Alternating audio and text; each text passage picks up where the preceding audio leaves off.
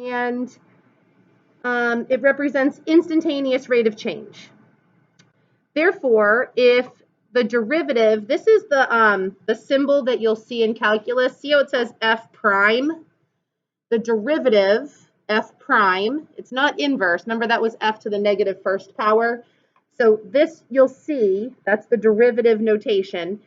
If it's positive, right, if you have a positive tangent line, the function is increasing. We looked at that yesterday. So positive tangent line right there would mean the function is increasing at that point. And negative derivative means that the function is decreasing at that point. And if the derivative is 0, the function is not increasing or decreasing. We said that happens at a turning point. So the derivative can tell you a lot about what's going on a curve.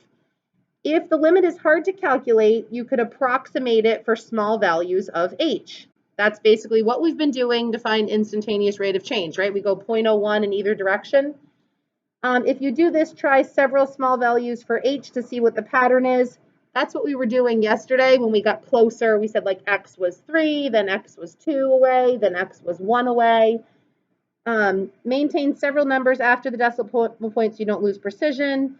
In any case, try calculating the limit first and only approximate it if it cannot be easily calculated. So here is kind of stemming off of what we did 2 classes ago when it asked you, I don't think I have that in front of me, what would h have to approach? H would have to approach 0. And I said, we're not going to do that calculation today. I'm going to show you how to do the limit calculation today. But first, I'd like you to do the old-fashioned method, and I'd like you to find the instantaneous rate of change at 5 for this function first, just to show that the method that we've been using really is finding pretty close to the instantaneous rate of change.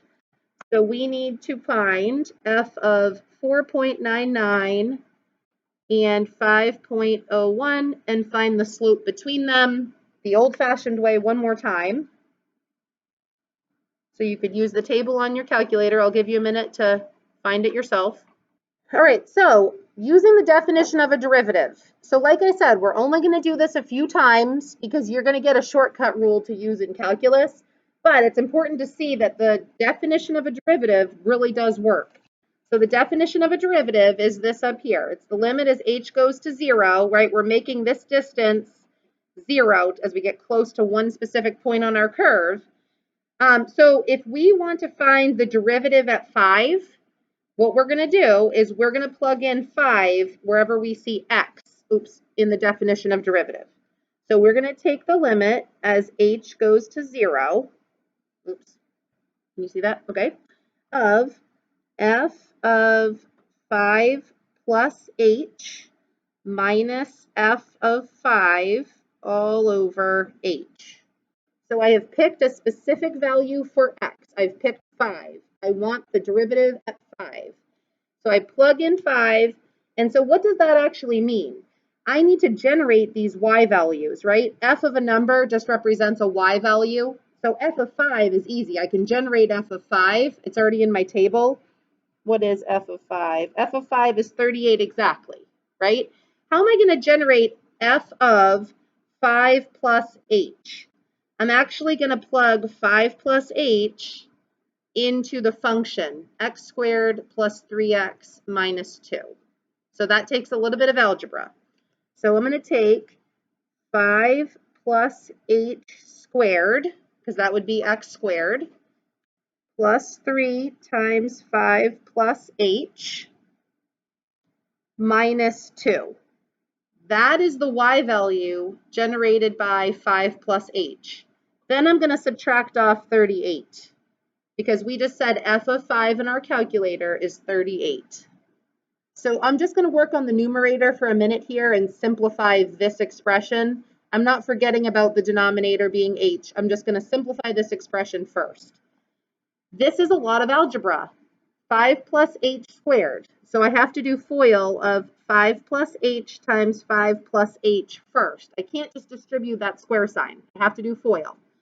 So I'm going to get 25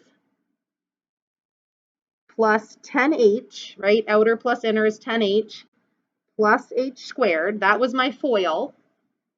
And I'm going to distribute the 3. So I have plus 15 plus 3h.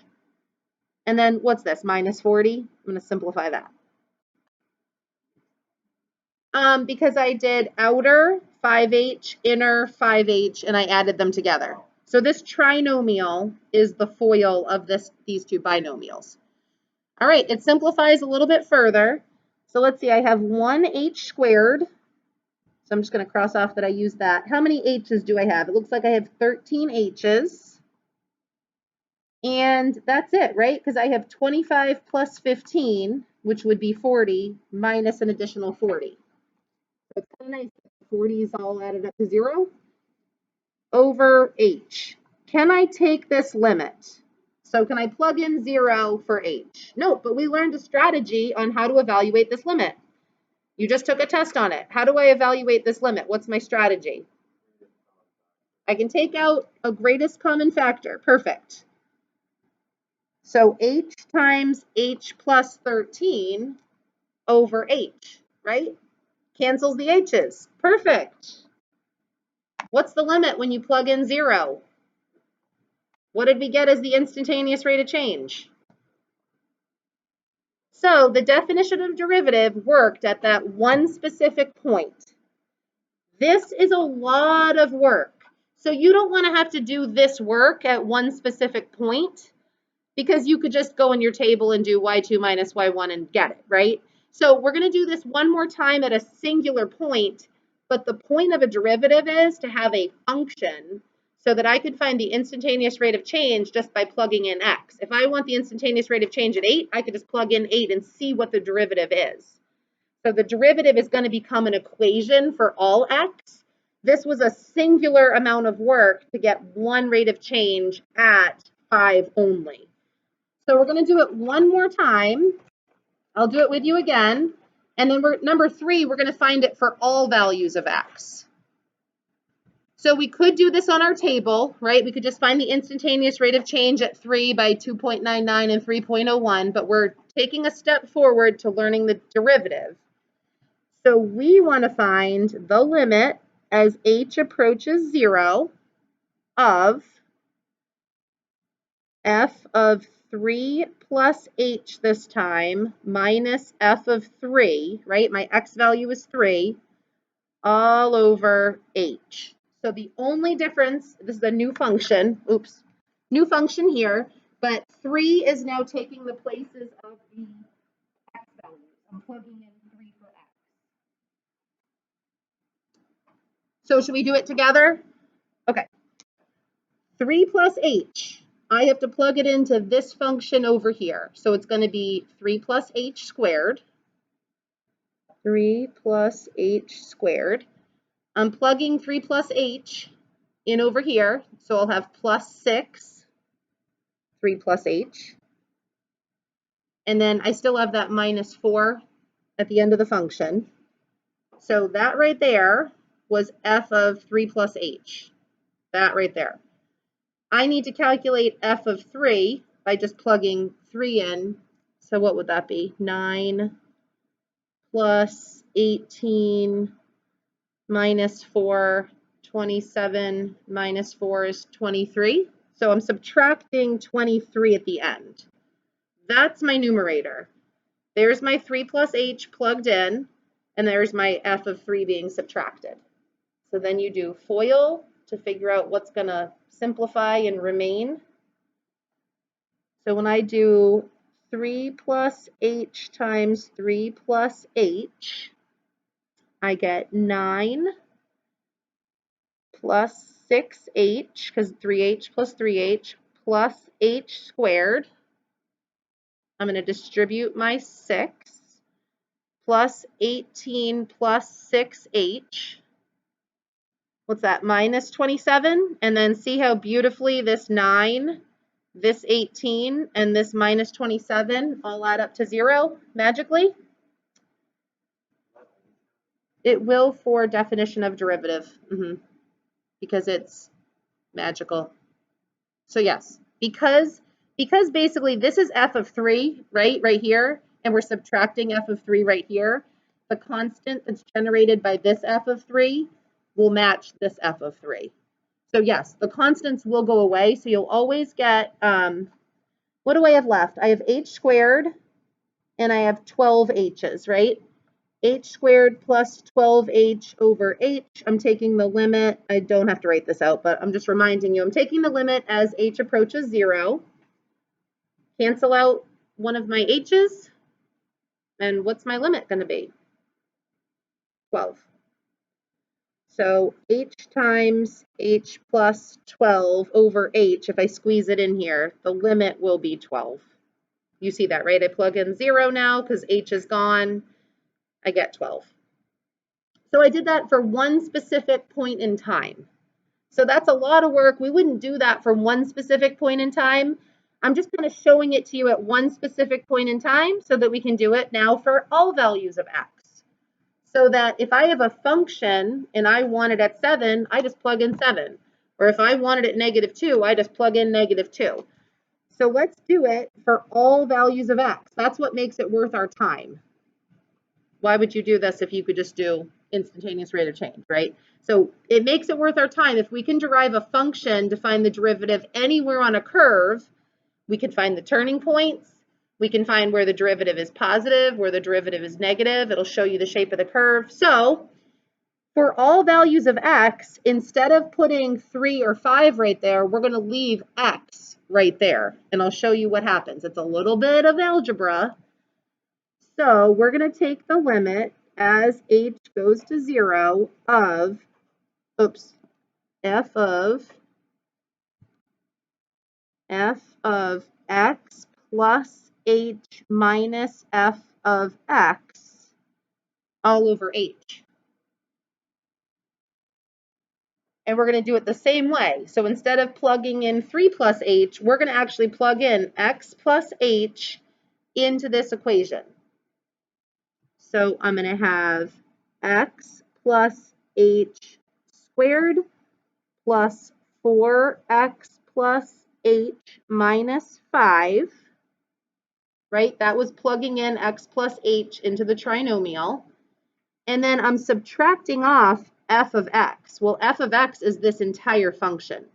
So I'm going to put it in parentheses because I'm subtracting 3 different terms, x squared plus 4x minus 5. That's f of x, right? So if I'm subtracting f of x, I need to make sure I distribute that minus sign at the end. And then we know it's all over h. Let's do the algebra to simplify this. All right, x plus h squared. X squared, right, is going to be the first term. Now my outer is called x times h, and my inner is called x times h. So I really have plus 2x times h as my term. I know it's a yucky looking term. All right, so then I have plus h squared, and then I've got distribute the 4, so plus 4x plus 4h. So I did this term, and then I've got this minus 5 here.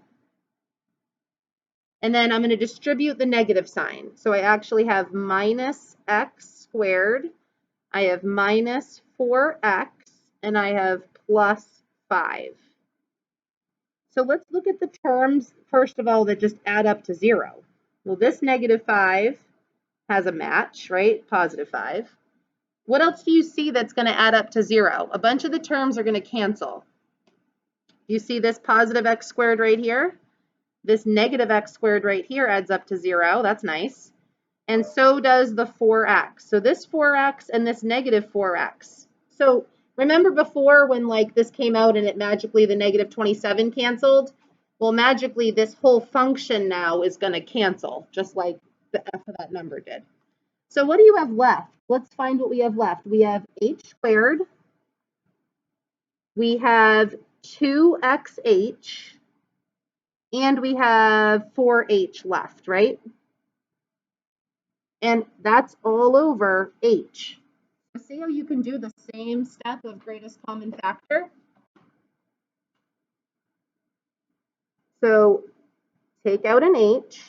Need to sharpen this pencil here. I get h plus 2x plus 4. Oh no, is that right? Okay. And that's over h. And h is approaching 0. What's my function of the derivative? My derivative for any x is 2x plus 4. I just found a function for the derivative at any point on that curve. So that means if I want the derivative at 8, I can plug in 8 right there. It'll tell me instantaneous rate of change at 8.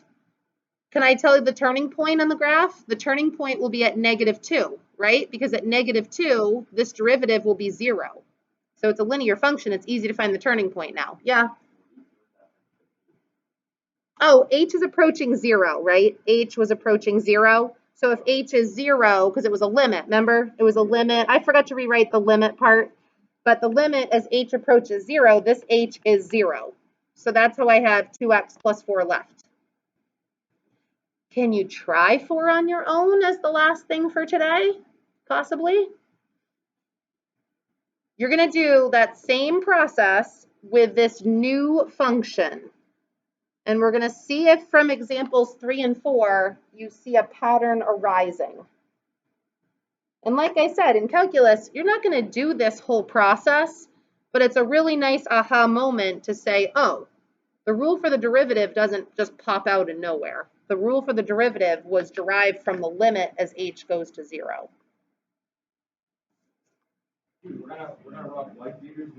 Okay, and there's the answer to example 4.